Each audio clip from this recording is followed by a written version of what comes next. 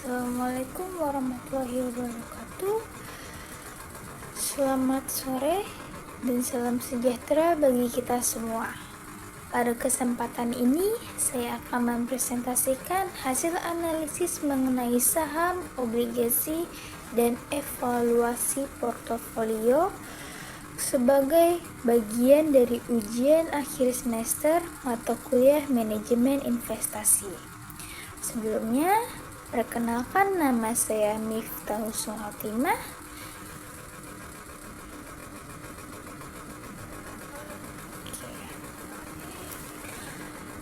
Tujuan dari presentasi ini adalah untuk menjelaskan perhitungan nilai intrinsik saham menggunakan Gordon Growth Model, menentukan harga wajar obligasi serta apakah obligasi tersebut termasuk premium atau diskon, lalu mengevaluasi kinerja portofolio menggunakan indeks Sharpe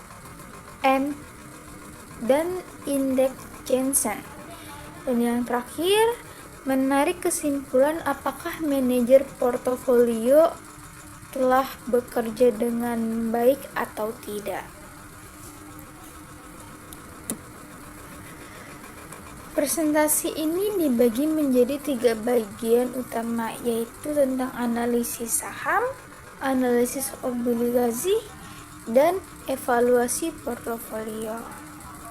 Dan untuk slide pertama di sini adalah analisis saham. Saya akan membahas analisis nilai intrinsik saham menggunakan metode Gordon Growth Model atau model pertumbuhan konstan.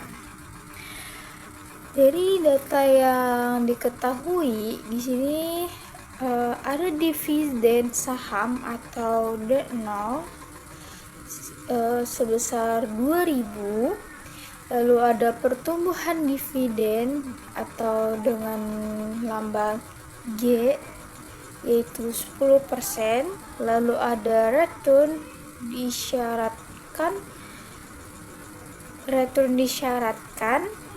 dengan lambang K yaitu 15%. Rumusnya adalah P0 sama dengan D1 dibagi K dikurang G.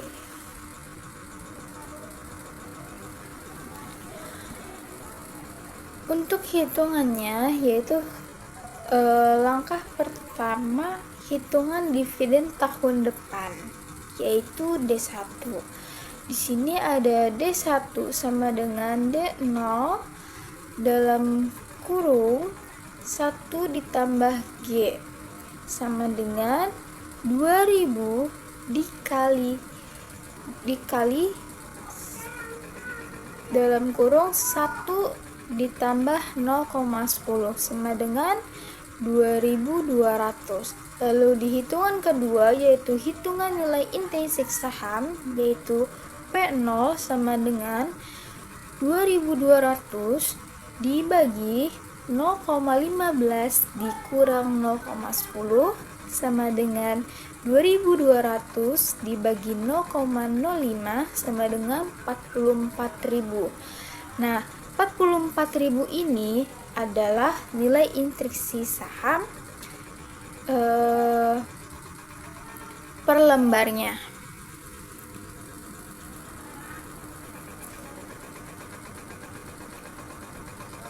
Kemudian di sini ada analisis obligasi,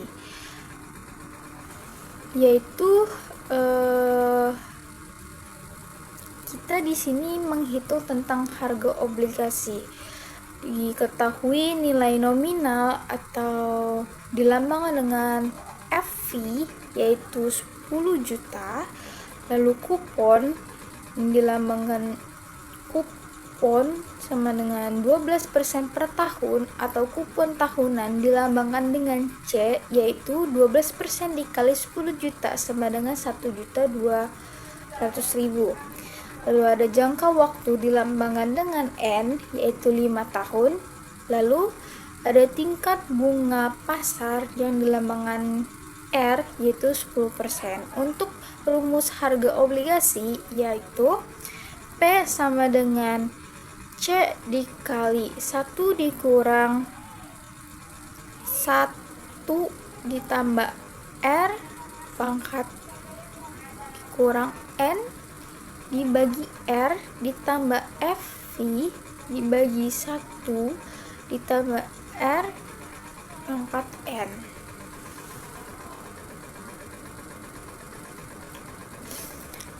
Lalu di sini ada substitusi nilai, yang dimana perhitungannya yaitu P sama dengan 1.200.000 dikali 1 dikurang 1,10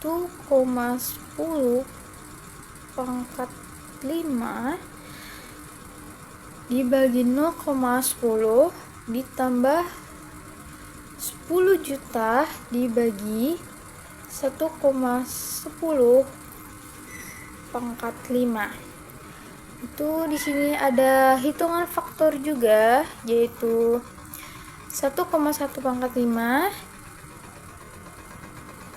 sama dengan 1,61051, lalu 1 dikurang 1,10 pangkat minus 5 dibagi 0,10 yaitu 3,7908. Maka P sama dengan 1.200.000 dikali 3,7908 ditambah 10 juta dibagi 1,61051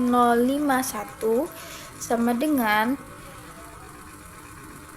4.548.960 ditambah 6.209.213 sama dengan 10.758.173. Harga wajar obligasi sebesar 10.758.173 dan termasuk dalam harga premium. Adapun alasannya karena kupon obligasi sebesar 12% lebih tinggi dibanding tingkat bunga pasar yaitu sebesar 10%, sehingga investor bersedia membayar lebih mahal dari nilai nominal awal. Lalu di sini yang ketiga yaitu evaluasi portofolio saat ini. Yang pertama yaitu adalah analisis nilai intrinsik saham PT Maju Bersama. Dari soal analisis saham sebelumnya, nilai intrinsik saham sebesar 44.000, lalu harga pasar diasumsikan sebesar 45.000 karena harga pasar lebih besar dari nilai intrinsik. Maka saham tersebut adalah overvalued atau terlalu mahal dan lebih baik dijual daripada dibeli.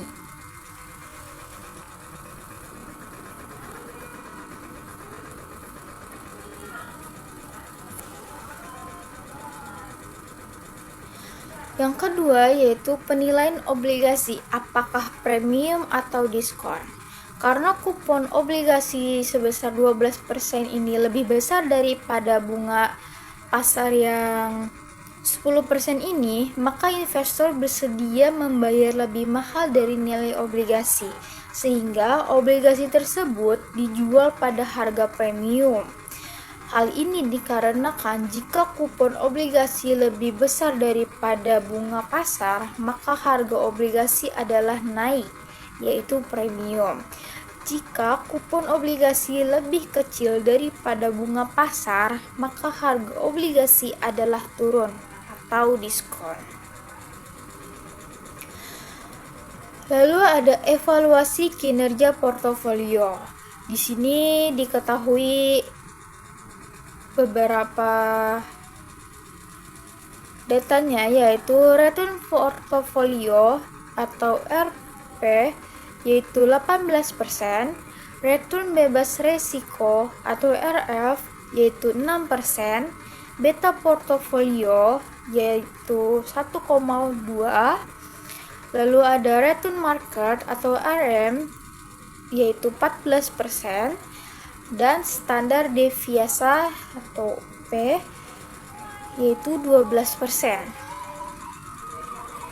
Di sini kita akan membahas tentang indeks Sharpe terlebih dahulu. Dengan rumusnya, Sharpe sama dengan RP dikurang RF dibagi OP sama dengan 0,18 dikurang 0,06 dibagi 0,20 sama dengan 0,12 dibagi 0,20 sama dengan 0,6. Kenapa di sini kita pakai 0,18 dan menggunakan desimal? Karena agar memudahkan untuk cara perhitungan dibandingkan menggunakan persentase. Lalu artinya portofolio memberikan return yang baik terhadap risiko total yang diambil. Lalu yang kedua ada indeks Jensen atau alpha Jensen. Rumus yang pertama adalah rumus CAPM, di mana rumus tersebut adalah RP dalam kurung expected sama dengan RF ditambah beta dalam kurung RM dikurang RF sama dengan 0,06 ditambah 1,2 dalam kurung 0,14 dikurang 0,06 sama dengan 0,6 ditambah 1,2 0,08 sama dengan 0,06 ditambah 0,096 sama dengan 0,181 sama dengan 0,156 atau sama dengan persentasenya yaitu 15,6%. Sini ada alpha Jensennya, alpha sama dengan RP dalam kurung aktual dikurang RP dalam kurung expected sama dengan alpha sama dengan 18% dikurang 15,6% sama dengan 2,4%. Manajer portofolio telah bekerja dengan baik dan berhasil mengalahkan pasar atau outperform market. Hal ini dapat dijelaskan sebagai berikut. Yang pertama, indeks Sharpe bernilai positif, yaitu 0,6. Ini menunjukkan bahwa portofolio mampu menghasilkan return yang lebih tinggi dibandingkan risiko yang diambil. Semakin tinggi Sharpe, semakin baik kinerja portofolio dalam menghasilkan return per unit risiko. Yang kedua, indeks Jensen alpha bernilai positif sama dengan plus 2,4%, yaitu artinya return aktual portofolio sebesar 18% lebih tinggi dibanding return yang seharusnya diperoleh berdasarkan risiko pasar sebesar 15,6%. Hal ini menunjukkan adanya nilai tambah excess return yang dihasilkan oleh manajer portofolio.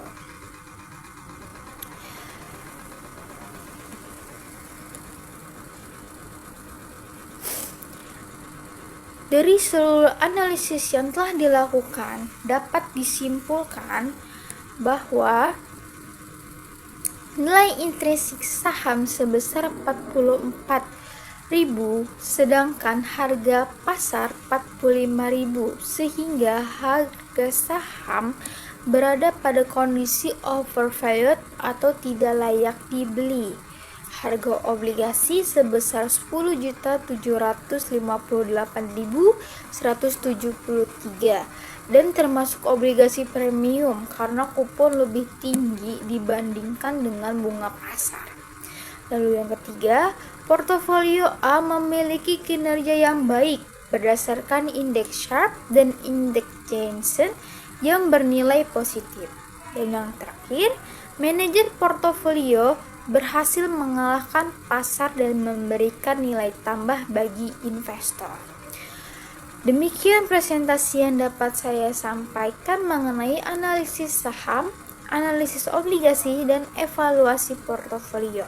Semoga presentasi ini dapat memberikan pemahaman tentang bagaimana menilai kelayakan investasi serta kinerja manajer portofolio berdasarkan pendekatan teori manajemen investasi. Terima kasih atas perhatiannya. Wassalamualaikum warahmatullahi wabarakatuh.